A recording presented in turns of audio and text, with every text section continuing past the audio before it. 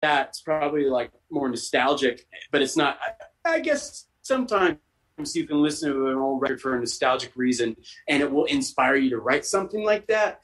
But my whole thing would be, I would be like, how do I do this in a way I haven't done it before? I've done this before a lot, but I definitely will always push myself to keep doing something that is a little bit outside of the box. But I would never make myself like, you can't write that. Because you can write whatever you want, and never care about what people are going to think about it. That's the worst thing you can do. So no gangster rap coming from your band. The Ataris is never going to do gangster rap. No, I just wouldn't be good at it. I mean, I love old hip hop records. I mean, I remember in '82, like listening to some of the early wave of hip hop and thinking it was amazing, and being a little kid and just like, this is great. Like watching Breakin', Beat Street, Crush Groove, and having all my like early hip hop cassettes that in my jam box and stuff. I loved that as a kid, but that's not something that I feel confident in creating. I'm just not that person as an artist and musician. But I mean, Dee Ramone did Dee King. It was terrible, but I mean, at least he did it. But I'll leave that for Yeah. Hey, you and me have something in common. Okay, we both shave our heads. We both shave our heads now. Unfortunately, that's what it's not a choice. If I had a good hairline, I probably wouldn't shave my head. Just surely, Do people still recognize you at your concerts? Do they recognize you?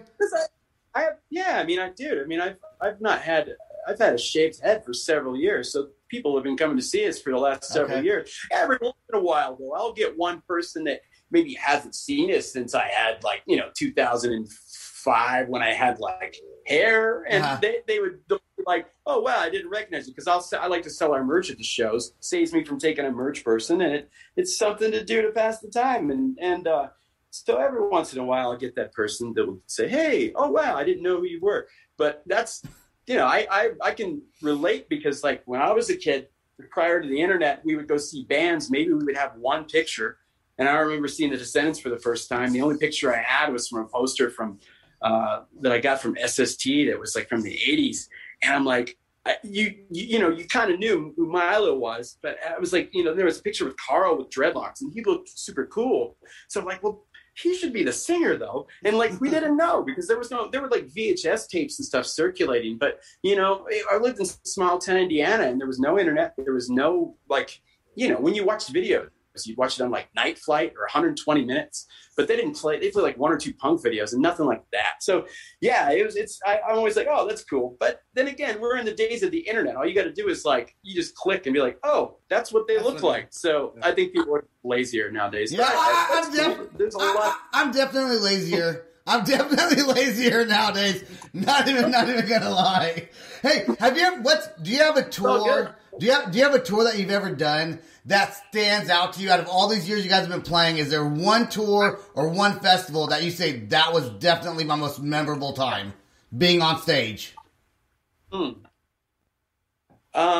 hard. I mean, because sometimes touring all like kind of runs together. But festivals are stressful, and the only cool part of playing festivals is that you sometimes get to play with a lot of artists that you love that you normally wouldn't play with, because it's like different genres are mixed. And I like that. I like being able to say like, oh, I played with, I got to sit and watch Slayer on the side of the stage, or Stephen Malcolmus of Pavement played before us, or you got to see Billy Bragg on the stage, or like those things are cool. Or like, we played across the street when Wilco were playing, and I got to go to that. And like, that's stuff I love. But as far as me, I'd still love just playing like intimate dive bar shows, because that's what I like going to the most, and it's the most personal, and it's just my favorite. And we played so many of those, it'd be hard to pick just one. But I hate to give an answer of like, I mean, the biggest show we ever played is by far not my favorite, but it's not my least favorite. But we played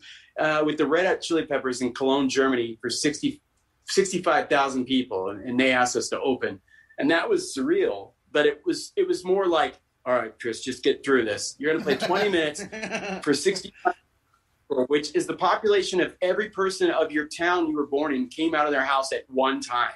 It was 65,000 people, the town I grew up in. So that was just surreal. But at that point, you're just trying not to die or pass out or have people hate you. And they didn't. but it was still terrifying. So my comfort level's more at like a club of like 5 to 1,200, and it's like people are really excited and having a good time, and that's it. And even small shows, like if it's 100 to 300, it's great as long as they're having a good time and they're excited. Then it's fine, you know. And the last show we played before the pandemic, opening for MXPX at House of Blues in Anaheim, that show was great. And and it's funny, when I came off stage that night, I'm very morbid and like that kind of guy that just always has dark humor. And I joked like, hey, if this would be our last show, I'd be perfectly fine with that. I joked. I think I didn't say it out. I just joked that to myself on my way home. And when the pandemic happened, I like remembered myself, and I'm like, holy fuck, you made that come true. Good job, Chris. But that was good job. Yeah, you jinxed yourself. You tour? Do you do a lot of shows with MXPX? You guys play a lot together, don't you? We have, but they just don't do full tours as much anymore because they all have like families and stuff. But they do weekend stuff. Like they'll do fly in, play a weekend in a city, and then fly out. So they'll do like 3 to 5 day weekends where I still like getting in my van and going out for a month. If we could do a thing with them where I'd be like, come on guys, let's just do a long thing. But that's just not the way they do it. So I can foresee us doing more shows. We were actually maybe planning on some things like that. But at the time, it'll probably just be like short runs or stuff overseas that's like shorter stuff. But yeah, they were the first band to take us overseas. They took us on our first tour abroad to Japan and Australia. I actually have the passport stamps for my passport on my wrist. Cool, man. From that tour. That was a good memory and a really amazing tour. Does the Ataris have you ever written a song, maybe you wrote it 15, 16, 17 years ago? Do the Ataris have a song that collectively wrote as a band or you wrote that you've never released but that you love and you wish maybe should get released one day or could get released one day? Yeah, sure. I mean, most of the songs that, I'd say I wrote like 95% of all the songs of the Ataris. So it's generally going to be something where I have a bunch of stuff left over and I didn't use it, but it's probably for a reason that I feel once you put it all through the funnel of what are the best songs, you use those and then the other ones kind of fall to the wayside. However, I think there's been a couple songs that like, I don't know, they sound great, but you just can't seem to get them to what's in your head and get them right. And I can remember this one song that I think I actually ended up writing 3 other songs from that made it on records and stuff, but I never used the actual idea. And that song, I'll always go back and kind of revisit I've got like several hundred ideas that I have on my computer, and I'll just go through stuff and I'll be like, that's okay. Let's try to make something from that. And then I'll end up writing a new song and I'll never use the thing. So yeah, I think most writers probably occasionally will revisit some of the like scrap ideas they have and maybe it'll inspire something new. But yeah, there's plenty of things. I mean, like I said, I recorded like, oh my gosh, I recorded like at least 20 or 25 new songs for a record that I never have finished. And then I end up writing a bunch of newer songs that I liked. Right. And probably for those songs people would have dug, but I'm always, on to the next thing and like, this is better. And I feel I've got a good compass of if something improves or it's better. And then the songs that I really want to use from that batch, I'll still use. But to somebody else, maybe some deep cut or B-side might be their favorite song. And I'm that way too. There's some songs from bands I love. Like, I'm like, why didn't that song make the record? That's better than some of the songs on the record. But yeah, that's just the beauty of music, I guess, is, it starts and ends with the person writing it and you're along for the ride.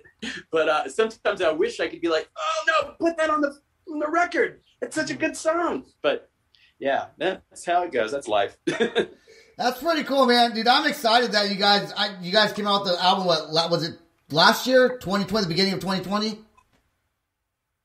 It was more of a, there's a live recording. We played a show in Chicago on our last tour, and during the pandemic, I realized that we had recorded it. I totally didn't. I was like, oh, wow, we recorded that. And I listened back to it and I was like, oh, this is actually a really good recording. So I just asked our label if they wanted to put it out and press vinyl of it. They did. Yep. So we did this live record called Chicago. Yeah, it's cool. And then before that, the last thing we had released, some of the new songs I had recorded from the 7-inch and some more songs from that the session, like the song All Souls Day. There was a new version of Fast Times at Dropout High and a few other songs.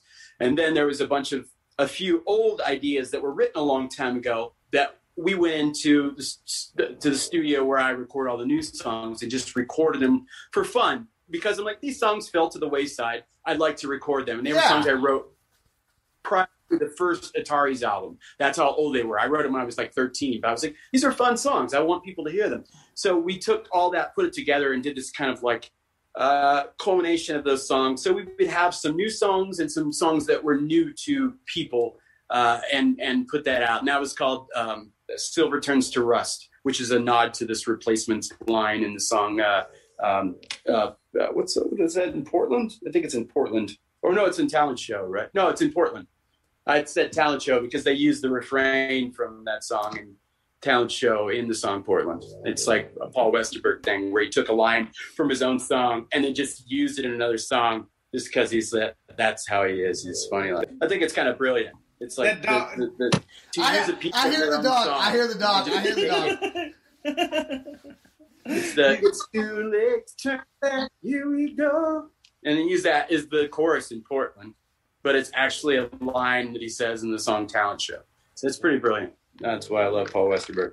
Anyway, but that's what we put out recently. And I put out some other odds and ends of like new demos I wrote during the pandemic. And that's only on our Bandcamp. It's the ataris.bandcamp.com. Okay. But at the beginning of the pandemic, I was writing a lot. And then I got kind of stuck and just like, whatever, and I stopped. But I do have a lot of songs that are almost finished, and hopefully once it's gets back to a safe level again, I'll feel comfortable to go and record them. But right now, I'm just taking it easy. I got vaccinated. I've got pre-existing conditions, and I was able in the state. I was living there on to the third group of vaccinations, and was able to get vaccinated last week because of the pre-existing conditions I have. And but I've still got to go for my follow-up shot. But hopefully the variants don't mess it up for everybody and make it useless. But for the time being, I was excited to have that happen because it's at least one step closer for me to be able to get back to doing the things I love and staying safe and not getting this virus again, because it was the worst sickness I've ever had in my entire life, and I would not wish it upon the worst enemy. That's all. I had it, and I guess I was lucky because I did not have it bad. But I'm stoked. Different strands. No, I was going to say I've had some good friends that had that, and then I've also had 4 really good friends who lost their mother or father in the last several months. It's crazy, man. I lost my aunt. My aunt died early on in the pandemic from getting COVID. Wow. She was in an assisted living facility. She got it and she died. So the people that I meet that have it mildly, I'm so stoked for them, because definitely you never know. Yeah, you never know. That's one of the things. You never know. It's like on the dice with this thing, man. All right, man. Yeah. Well, we have got some other guests coming on the podcast. I want to thank you for being on the show, sharing your stories with us. Any last words that you want to give before you head out? Thanks a lot for having me. I appreciate it. And hopefully we can get back to all doing the things we love safely again soon. And just had a lot of fun. Hope you guys both stay safe and well, and much love, and hope to see anybody watching. Hope to see you on the road, hopefully sometime in the future. All right, guys, there was Mr. Kristopher Roe from the Ataris. Next on the podcast, we have Mr. Jaret Reddick, Bowling for Soup. Such an awesome dude, has given us the opportunity to interview him and also play his song Alexa Bliss on the podcast. So here we go right now with Alexa Bliss by Bowling for Soup, right after his introduction. What's up, everybody? This is Jaret Reddick from your favorite band, Bowling for Soup, and you are listening to The Loud Spot with Sebastian.